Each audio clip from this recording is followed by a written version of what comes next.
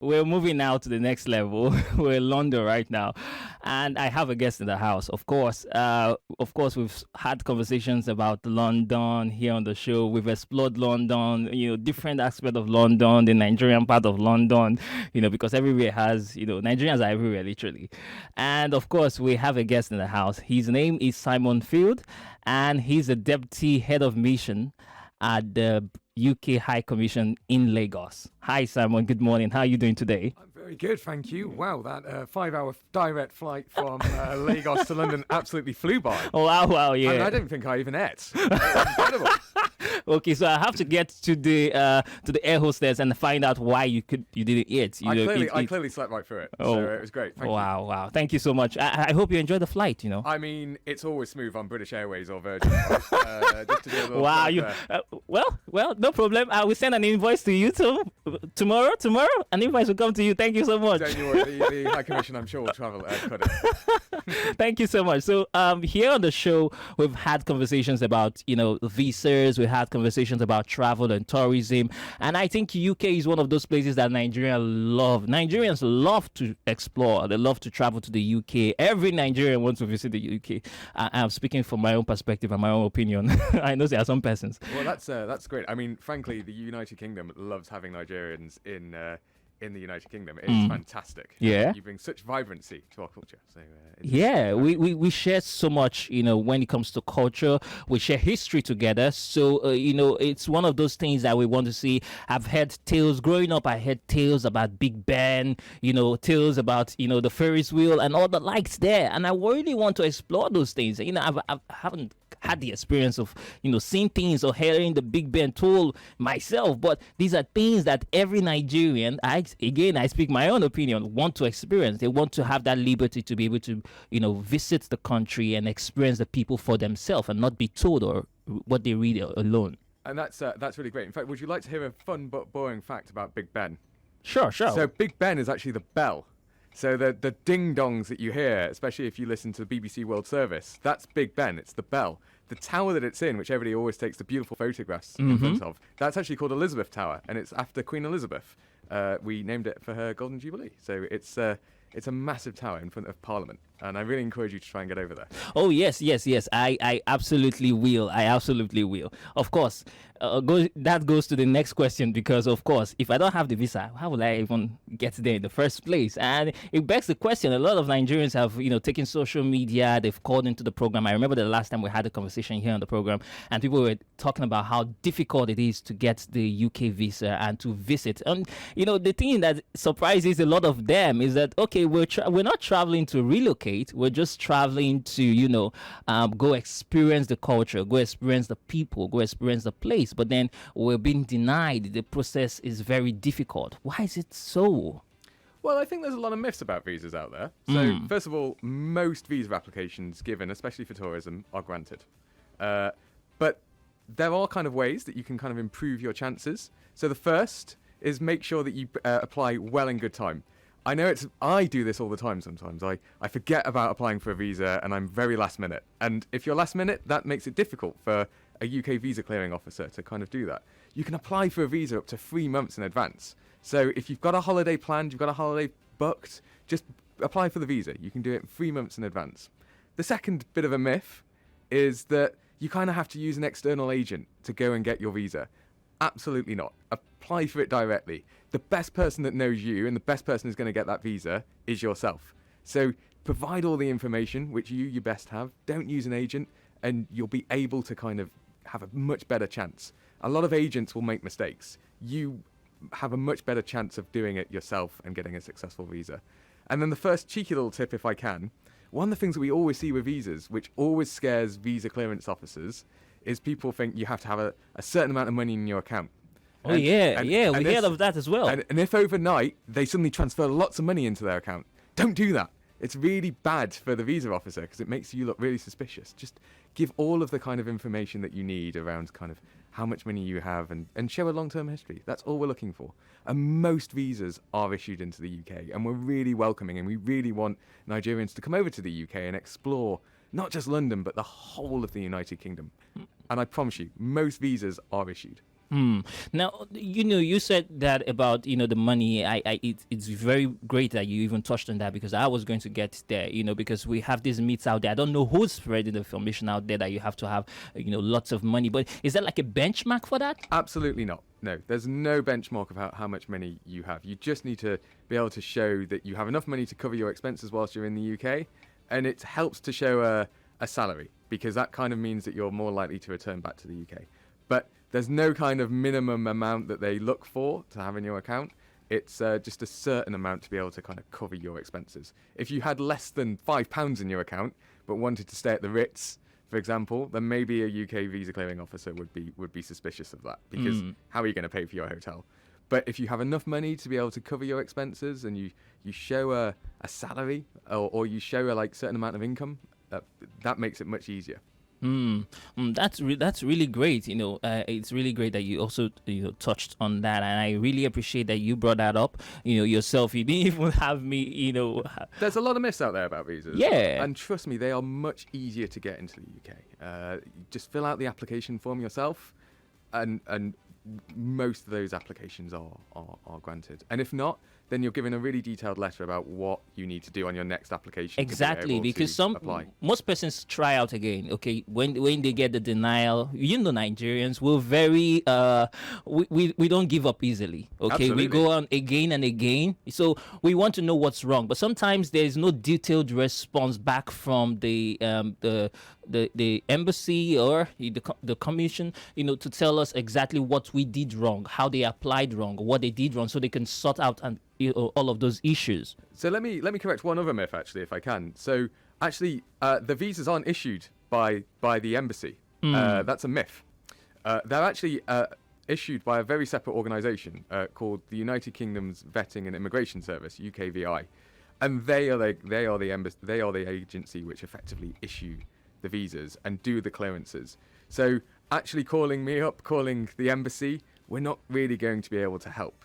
You have to kind of follow up with UKVI, and all of their contact details are on gov.uk, and they're very transparent. If you call them and say, look, why haven't I got this application? You will always receive a letter to say, I'm sorry, your visa in this case has been denied, and it will give you a reason. And there's usually follow-up information where you can kind of follow. But just to correct that myth, it's really not my embassy or the Deputy High Commission. Yeah. So please don't turn up at my gates. We're not able to kind of help you. All right, thank you for setting that out. I'll go back again to what you said, as regarding people applying themselves. If you check a lot of countries, they're trying to make the visa processes easier. A lot of people do not come up. I'm just speaking from my own experience because I see a lot of people stand at the gates, visa processing gates, a long queue, and they're trying to process all of this. They're trying to submit their documents and the likes. But we've seen most countries come up with better ways for people to apply, which is the e-visa processes. Is the UK looking at that very way, because that would be able to help people apply themselves? Absolutely. So the UK is going to start rolling out e-visas. So we're going to be rolling out e-visas for students and another type of visa in the summer, and in the longer term, this year, and then next year we're going to be hopefully rolling out for all visas. But obviously that takes a little bit of time to come online. So across the world, they're starting to be rolled out, and hopefully by next year they'll come to Nigeria. Because you're right, that will make it so much easier. You'll still have to go in to provide your biometrics, so your fingerprints and do a documentation. But there's lots of centres across Nigeria where you can do that. There's 2 here in Lagos, there's Port Harcourt, there's others. So that's easy. And then, yes, you're right. It'll just be an e-visa, so you don't even potentially have to give up your passport. You're very passionate about culture, and it's one of the things that got both of us talking the day we met. Because of your interest in culture. I remember the jollof and coffee. Jollof and tea. So that's one of our kind of major ways that we are campaigning and showing these beautiful highlights between the United Kingdom and Nigeria. So we're doing a lot of cultural links, and one of the things that I would ask people to go and explore Lagos. I know you're all about travel, but if you're traveling in Lagos, go and try and find some of our red post boxes. They've been decorated by some amazing artists. So there is one currently at the university campus. If you're doing internal travel, there is one at the domestic airport terminal. and there's one somewhere else in Lagos, which I will post on my Instagram account. So that it's a way of encouraging Instagram followers. So Simon_Field_FCDO, and I will go and find it and take a picture, and you can Lagos, you can go follow him, Simon_Field, so that you can find out all of these wonderful what was it, telephone boxes, yeah? Telephone boxes. They're really beautiful, and they highlight some of the kind of What's the artists. Significance between them? You know, why telephone boxes? So a telephone box is like a classic United Kingdom kind of symbol, right? One of the everybody always goes on around having that picture in front of Big Ben from the Westminster Tower. Yeah. But actually, the most popular area where I got stopped when I'm walking to the office, because my office is around the corner, is in front of these beautiful red telephone boxes. So they're always, everybody always wants a picture of them. And they're everywhere across the United Kingdom. They're getting a little bit rarer now in the United Kingdom, but you can still get them. But they're like a classic symbol of, I guess, the United Kingdom. And they've been decorated by Nigerian artists to kind of highlight our kind of cultural links. I get it. I guess it's just what we have, how we have the yellow buses, the Danfo buses. Yeah. That's a symbol of Lagos, you know, wherever you are. Once you see that, you know, oh, that's Lagos. Absolutely, yeah. And we're kind of bringing that in with our telephone boxes. Wow, it's really great, you know, to share this moment and, you know, have this conversation with you regards all of that. I am seeing a lot of messages, a lot of questions are coming in from my people. But, you know, before we just wrap up, because we're against time, before we wrap up, what's one thing you want to tell Nigerians? One thing that I want to tell Nigerians, wow. I mean, look, everybody goes on about going to London, right? And London is a fantastic cultural hub, and you 100% go. But do explore the wider United Kingdom. So Great Britain is the island, and Northern Ireland is an island. Go out there and explore much more of the culture. So there's amazing places in the south, and it's really easy to get to on the train. So go see Bristol down in the south. Go see Bath. It's Jane Austen's 250th anniversary. Go to Bath, where she was famously made it famous. Go to Bristol. See the We have to go now, but when we take this break, we'll come back. Area Info. We'll be right back. Now wow, everything just choke. No money for pocket. I don't hammer.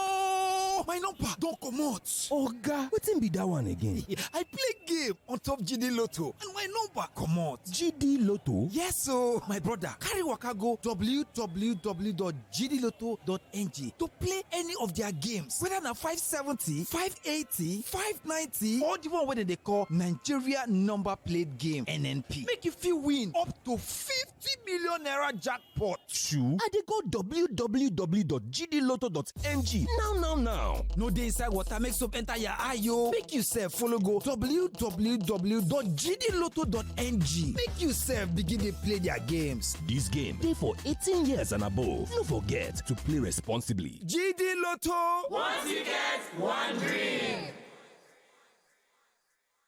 All right, class, settle down. Today, let's talk about how you started your day.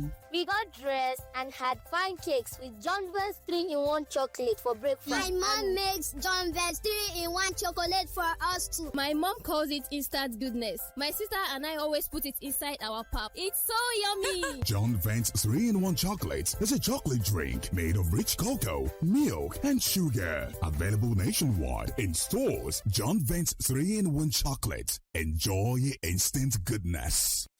Double the joy! It's Nexus time! Buy one, get one free! It's the Eid Double Celebration! This Eid, Nexus is giving you double celebration! Buy a 65 or 75 inches Nexus TV, get another TV free! With so many other delightful offers, Nexus Double Delight is yours! Rush to Nexus, don't delay! Visit Nexus showroom at 39 Allen Avenue, Ikeja, Jeffrey Plaza, Abraham Adesoya Bus Stop, Aja, 17 Aba Road, Port Harcourt. Offer ends June 30th while stock lasts. Nexus, living with style.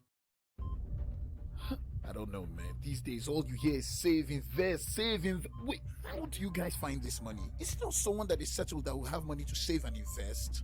And even if I manage to invest or save, the interest rates are so low. And one can lose money in all these crypto, NFT, blockchain, and so on. Introducing Fund 724. It's a simple solution to all your money goals. With as low as 1,000 naira or that urgent 2k in your pocket, you can start saving with Fund 724 and earn solid returns on your investment. And you can withdraw your money from your account for free. Anytime you like, just dial star 724 hash on your mobile phone and follow the prompts. Oh, so no need to download an app or join a long queue. Dial star 724 hash now to get started. Fund 724 is available 24/7. Guarantee Trust Fund Managers is a subsidiary of Guarantee Trust Holding Company PLC and regulated by the Securities and Exchange Commission.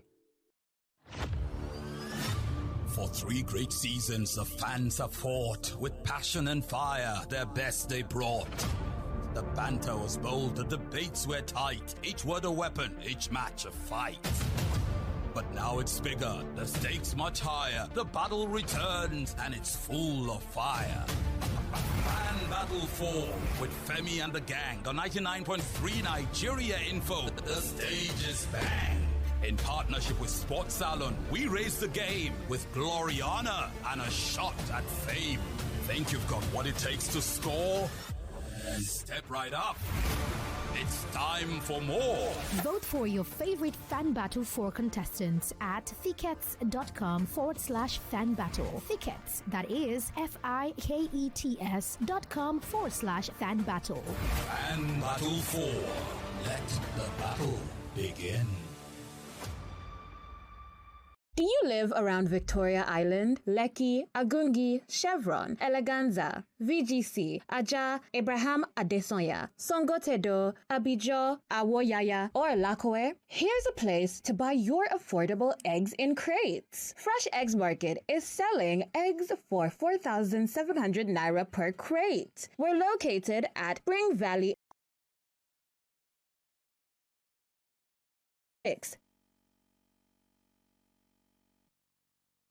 or WhatsApp 0.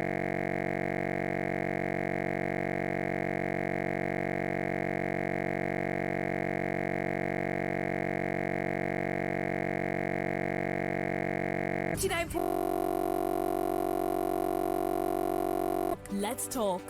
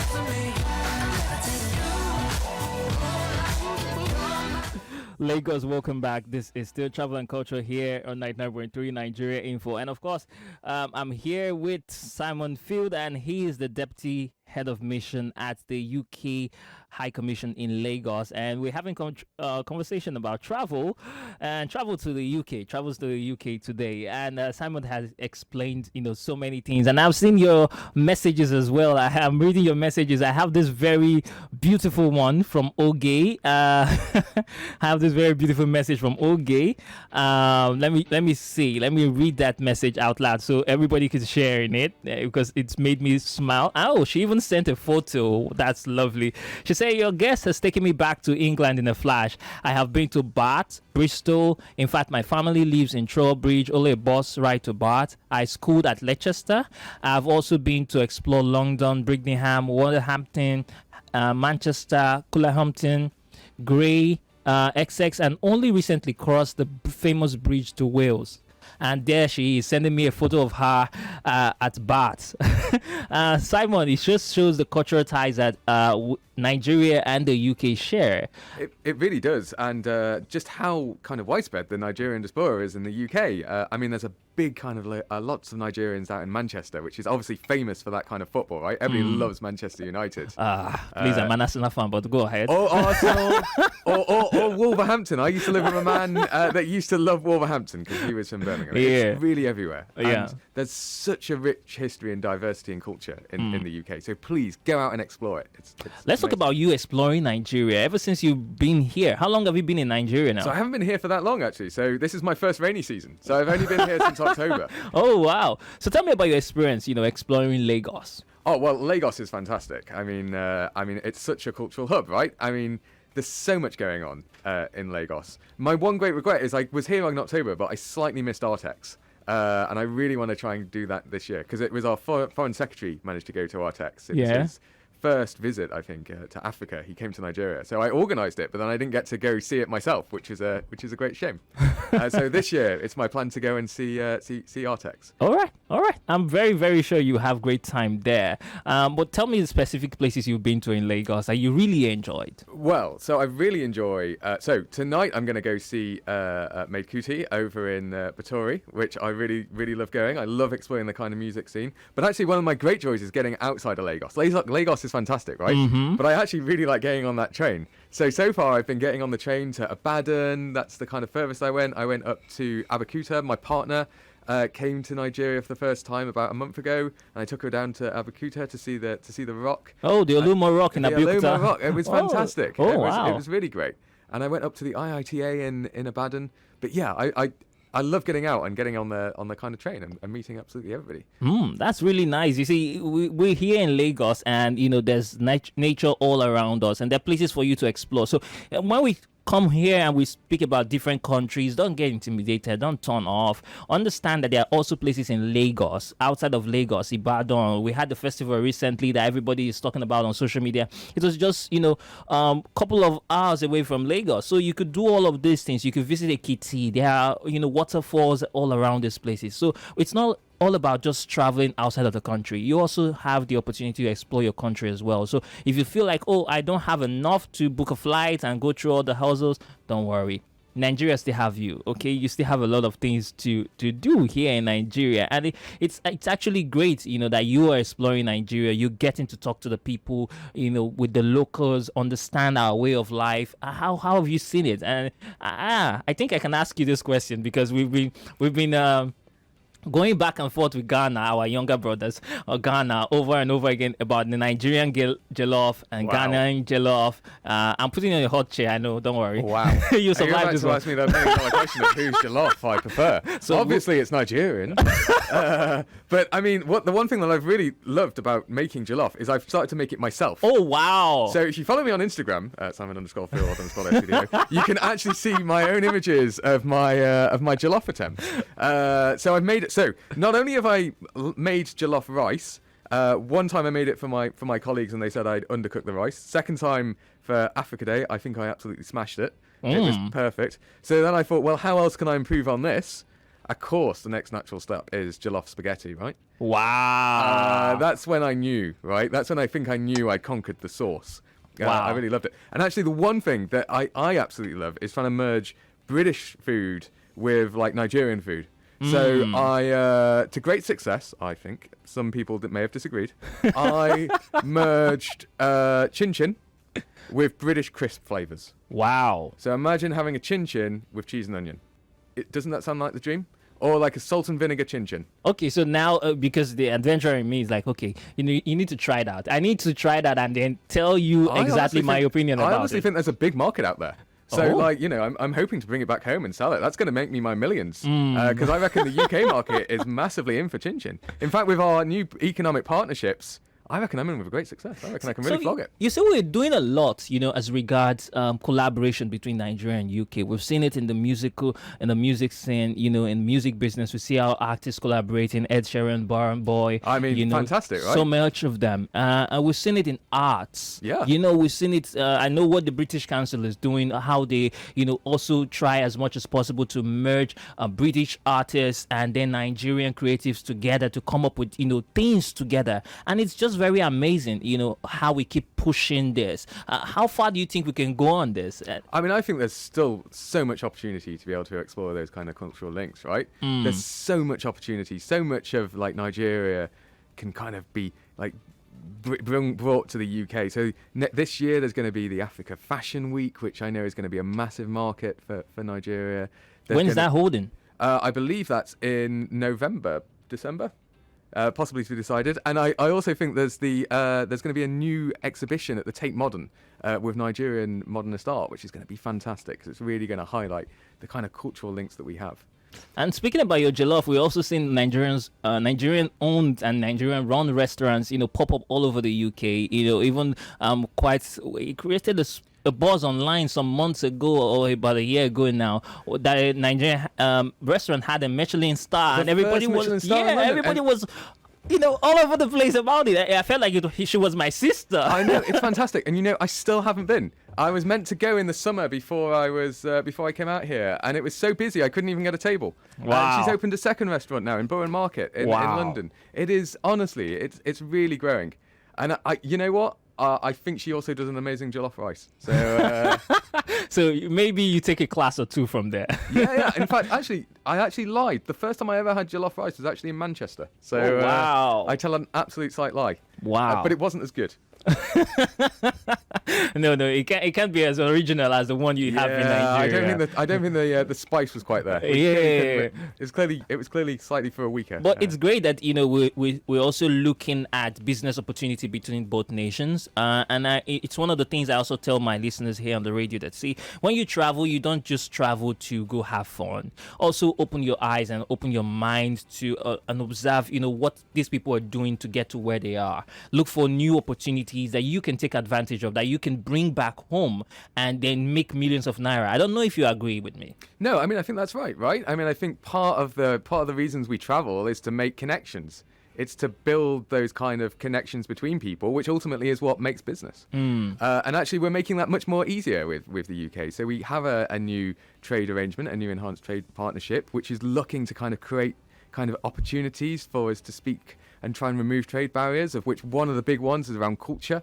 So we set up a cultural work group in March to kind of release some of those opportunities. And then also, most goods from Nigeria can be sent to the UK tariff-free. Wow. So there's massive opportunities there to trade and promote economic growth, of which is, what Lagos is all about, right? It's about the kind of economic activities. So do travel, go to the UK, find those opportunities, find those markets. Don't steal my chin-chin idea. Nobody's stealing your chin-chin idea. But that's harsh. I think it's quite a good idea. No. I didn't say it like that. I didn't mean it like that. I know. But I have this question here from AOI. He's taking us back a bit, but let's take this question. He says, hi, Manuel. The issue of visa is not as the rep with you is saying. I'm in the UK, and I've invited my sister-in-law to visit me and my family, especially her niece and nephews, but they haven't been, that she hasn't seen since birth. But they've been denied twice after providing all documents as appropriate. How would you respond to that? So I think it's really difficult. So I cannot speak on individual cases just because I don't have enough background. And what I would suggest is look at that letter that UKVI will have sent you, which will explain why you haven't returned. But again, just to kind of highlight those kind of three general points. So the first one is make sure you apply in good time. The second one is show that you definitely have enough proof that you're going to return, because that's fundamentally what a UK clearing visa office is looking for. It's looking for the proof that you're going to return back to Nigeria. And that's based on, your income, the fact that you have strong links in Nigeria. Show all the kind of approved documents to show that you're going to return back to Nigeria. And again, I cannot emphasize enough of just, you shouldn't use an agent. Just do the online form yourself. Agents obviously have an incentive to reapply and reapply and reapply. Just do it yourself. You know you best, right? You're able to kind of complete those forms on your own. I promise you. They're designed to be able to be completed, and there's enough information for you to be able to do it. All right. So I think that's also a very great point.